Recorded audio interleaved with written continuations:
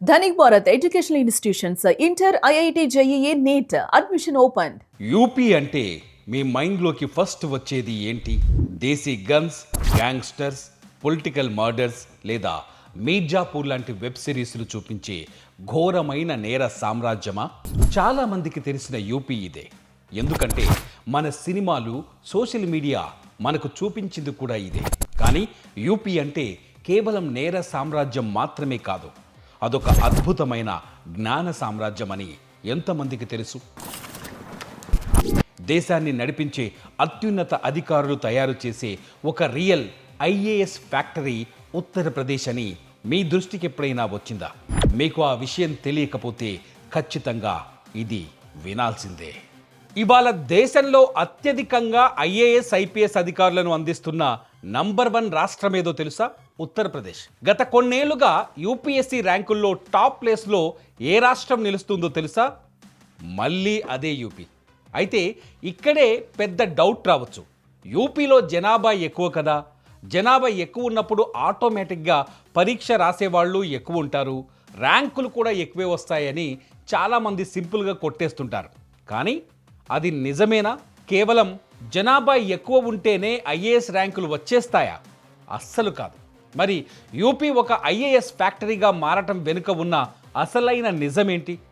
అక్కడి మట్టిలో, అక్కడి యువత రక్తంలో ఉన్న ఆ సీక్రెట్ ఏంటి? కేంద్ర ప్రభుత్వం అధికారిక లెక్కల ప్రకారం దేశవ్యాప్తంగా వివిధ రాష్ట్రాల్లో విధులు నిర్వహిస్తున్న ఐఏఎస్ అధికారుల్లో అత్యధికంగా 570 మందికి పైగా అధికారులు ఒక యూపీ క్యాడర్ నుంచే ప్రాతినిధ్యం వహిస్తున్నారు. పరిపాలనా పరంగా యూపీ రాష్ట్రానికి కేంద్రం కేటాయించిన మొత్తం ఐఏఎస్ పోస్టుల సంఖ్య 652.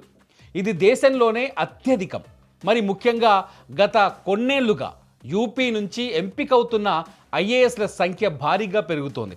ప్రతి ఏటా దేశవ్యాప్తంగా కేవలం 180 మంది మాత్రమే ఐఏఎస్ అధికారులుగా ఎంపికవుతుంటే అందులో సింహభాగం యూపీ విద్యార్థులదే ఉంటుంది. ప్రతి సంవత్సరం సగటున 25 నుంచి 35 మంది యూపీ కుర్రాళ్ళు ఐఏఎస్ టాప్ ర్యాంకులు కొడుతున్నారు. గత 5 ఏళ్లలో దాదాపు 150 మందికి పైగా ఐఏఎస్లు ఈ రాష్ట్రం నుంచే దేశ సేవకు అంకితమయ్యారు. ఇంకా ఆశ్చర్యకరమైన విషయం ఏంటో తెలుసా? గత వరుస సంవత్సరాల్లో దేశంలోనే ఆల్ ఇండియా ఫస్ట్ ర్యాంకును వరుసగా యూపీ అభ్యర్థులే కొల్లగొట్టారు. 2021లో శృతి శర్మ, 2022లో ఇషితా కిషోర్, 2023లో ఆదిత్య శ్రీవాస్తవ ఇలా వరుసగా టాపర్లుగా నిలిచి యూపీ జెండాను ఢిల్లీ కోటపై ఎగిరేశారు. ఇదంతా ఒకెత్తైతే అక్కడ ఒక చిన్న గ్రామంలోనే ఏకంగా 50 మందికి పైగా ఐఏఎస్, ఐపీఎస్, ఐఎఫ్ఎస్ అధికారులు ఉన్నారంటే నమ్ముతారా? జౌన్పూర్ జిల్లాలో ఉన్న మాధోపట్టి గ్రామ చరిత్ర ఇది. కేవలం 75 కుటుంబాలు మాత్రమే ఉన్న ఈ చిన్న పల్లెటూరు దేశానికి ఏకంగా 50 మందికి పైగా సివిల్ సర్వెంట్లను అందించింది. ఇక్కడ ఒకే కుటుంబం నుండి 4 సోదరులు ఐఏఎస్ అధికారులుగా ఎంపికై రికార్డు సృష్టించారు.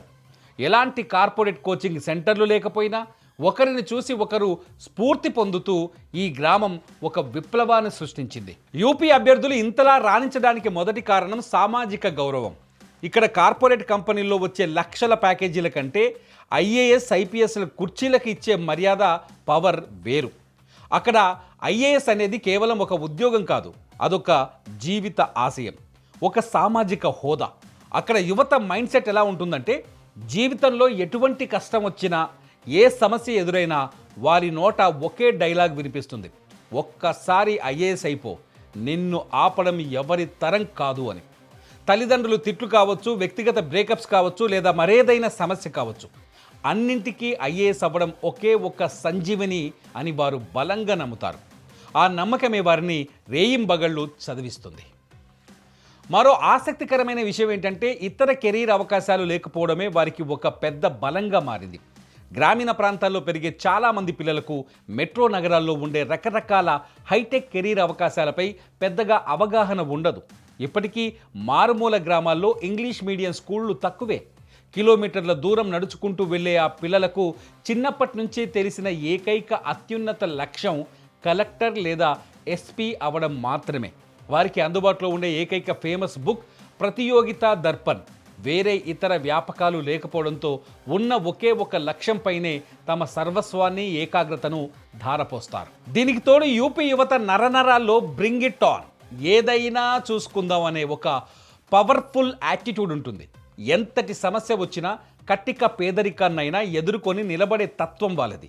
వారణాసి, లక్నో, ప్రయాగ్రాజ్ లాంటి నగరాలకు వెళ్ళి పెద్ద పెద్ద కోచింగ్ సెంటర్లలో చదివే ఆర్థిక స్తోమత లేకపోయినా ఉన్న పరిమిత వనరులతోనే ఇంట్లోనే కూర్చొని అద్భుతాలు చేసే లైఫ్ స్కిల్స్ వారి సొంతం. పైగా దేశ రాజధాని ఢిల్లీ, ముఖ్యంగా ముఖర్జీ నగర్, రాజేంద్ర నగర్ ఈ రాష్ట్ర సరిహద్దులకు ఆనుకుని ఉండటం వీరికి మరొక ప్లస్ పాయింట్. అక్కడి స్టడీ మెటీరియల్, గైడెన్స్ వీరికి చాలా సులువుగా అందుతాయి. హైదరాబాద్, బెంగళూరు లాంటి ఐటీ హబ్స్ యూపీలో లేవు. ఒక సాధారణ మధ్యతరగతి విద్యార్థి జీవితంలో సెటిల్ అవ్వడానికి ప్రైవేట్ రంగంలో అక్కడ పెద్దగా అవకాశాలు లేనేలేవు. మరి అలాంటప్పుడు తన తలరాతను, తన కుటుంబ పరిస్థితిని మార్చడానికి ఉన్న ఏకైక మార్గం ఏంటి? కేంద్ర ప్రభుత్వంలో అత్యున్నత ఉద్యోగం సంపాదించడమే. ఆ ఆకలి, ఆ కసి మాత్రమే వారిని పగలు రాత్రి తేడా లేకుండా చదివిస్తుంది. వారికి ప్రభుత్వ ఉద్యోగం అంటే అల్టిమేట్గా సివిల్స్ మాత్రమే. మరొక కీలకమైన అంశం ఏంటంటే యూపీఎస్సీ పరీక్షలను హిందీలో రాసే సదుపాయం ఉండటం. ఉత్తరప్రదేశ్లో ప్రాథమిక విద్య నుంచి ఉన్నత విద్య వరకు హిందీ ఒక ప్రధాన భాషగా ఉండటం వల్ల గ్రామీణ నేపథ్యం ఉన్న విద్యార్థులు కూడా తమ మాతృభాషలో పరీక్ష రాసి సులభంగా విజయం సాధిస్తున్నారు. అన్నింటికంటే ముఖ్యం కుటుంబాల మద్దతు. యూపీలో మధ్యతరగతి కుటుంబాలు తమ పిల్లల సివిల్స్ ప్రిపరేషన్ కోసం ఎంతటి ఆర్థిక ఇబ్బందులనైనా భరిస్తాయి. అభ్యర్థులు 3 నుంచి 5 సంవత్సరాల పాటు వరుసగా విఫలమైనా కూడా ఎప్పటికైనా ఐఏఎస్ అవుతాడనే నమ్మకంతో కుటుంబాలు వారికి పూర్తి మానసిక, ఆర్థిక మద్దతును అందిస్తాయి. అన్నిటికీ మించి అక్కడ నిత్య జీవితంలో వార్తాపత్రికలు చదవటం, కరెంట్ అఫైర్స్, దేశ రాజకీయాలపై చర్చించడం అనేది ఒక సంస్కృతిలా సాగుతుంది. టీ కొట్టు దగ్గర నుంచి బస్సు ప్రయాణాల వరకు ఎక్కడ చూసినా సమాజం, దేశం, పరిపాలనపైనే చర్చిస్తుంటారు. ఈ అలవాట్ల వల్ల యూపీఎస్సీకి కావాల్సిన అనలిటికల్ థింకింగ్ వారికి చిన్నప్పటి నుంచే సహజ సిద్ధంగా వచ్చేస్తుంది.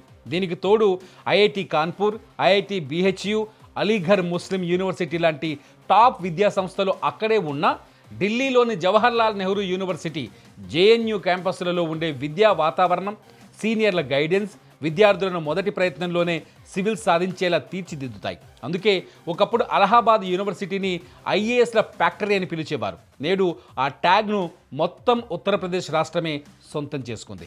అయితే ఈ విషయంలో కేవలం యూపీ మాత్రమే కాదు, పక్కనే ఉన్న బీహార్ కూడా ఏమాత్రం తక్కువ కాదు. దేశంలో ఐఏఎస్, ఐపీఎస్ అనే పదాలకు కేర్ ఆఫ్ అడ్రస్గా నిలుస్తూ ప్రతి ఏటా సివిల్స్ ర్యాంకులను కొల్లగొట్టడంలో యూపీ, బీహార్ జోడీ ఎప్పుడూ టాప్లోనే ఉంటుంది. ఒకప్పుడు యూపీ, బీహార్ అంటే కేవలం క్రైమ్, గ్యాంగ్స్ వార్స్, వెనకబాటుతనం మాత్రమే అనుకునేవాళ్ళు. కానీ ఇవాళ అక్కడి యువత తమ పెన్నుతో దేశ తలరాతను మారుస్తున్నారు. కటిక పేదరికం ఉన్నా, సరైన ఇంగ్లీష్ రాకపోయినా కేవలం కసి, పట్టుదలతో ఢిల్లీ కోటను బద్దలు కొట్టి మరీ ఐఏఎస్ కుర్చీలను సొంతం చేసుకుంటున్నారు. సినిమాలు చూపించే నేర సామ్రాజ్యం కేవలం రియల్ లైఫ్ మాత్రమే, కానీ దేశాన్ని నడిపించే ఈ జ్ఞాన సామ్రాజ్యమే రియల్ లైఫ్.